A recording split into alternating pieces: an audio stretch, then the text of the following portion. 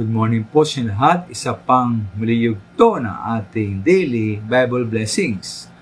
Pamagat po ng ating araling ngayong umaga ay ang kalusugan sa pagtanda, unang bahagi o part 1. Ang kalusugan sa pagtanda, unang bahagi o part 1. At yung kasing mga minamahal sa ating pagtanda ay ang mga pagbabago sa ating katawan.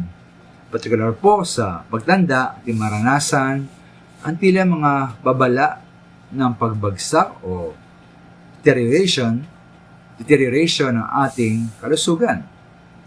Tayo maging hingalin o madaling mapagod, panghihina, pagtaas ng blood pressure, pamaga ng mga paa at binti, at pagbabago sa pagtulog. Dahil po dito ay normal lamang na tayo bilang may edad ay malungkot, lalong tumamlay at mawalan na ng gana o sa buhay.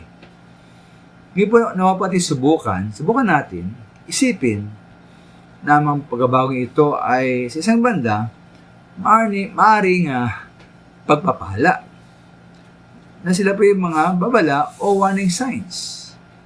Tulad ng isang musmos na napaso dahil hindi pa niya alam na mainit ang apoy, ang mga pagbagong ito sa ating katawan, ating kalusugan ay maaaring mag-udyok sa atin na tayo maging mas maingat sa ating kalusugan at magkaroon ng mga dapat na pagbabago.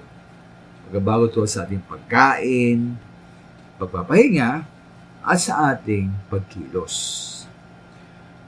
Ang mga pagbabago ito maminama sa ating katawan ay maaaring paalala rin sa mga Kristiyano ng karupukan, eklian, at kawalan ng katiyakan ng haba ng ating buhay. Ngayon po Santiago 4:14, ganoon, hindi nga ninyo alam kung ano ang mangyari sa inyo sa araw ng bukas.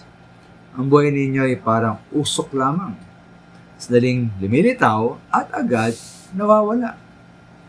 Ang buhay nga po ay parang usok lamang, marupok at madaling naglalaho. Kaya bilang mga may edad po at ipusundin ang hamon sa Efeso 5:16 na samantalahin ang bawat pagkakataon na tayo ay makagawa ng mabuti. Madali po sabi po sa mga awit 90:12, dahil ang ating buhay ay may lamang na panahon, itanim sa isip namin upang kami ay dumunong. Kaya ito nga ba maaring isang karunungan po ng mga maedad, higit na pagkapahalaga sa kanilang mga naitirang araw. Maraming salamat.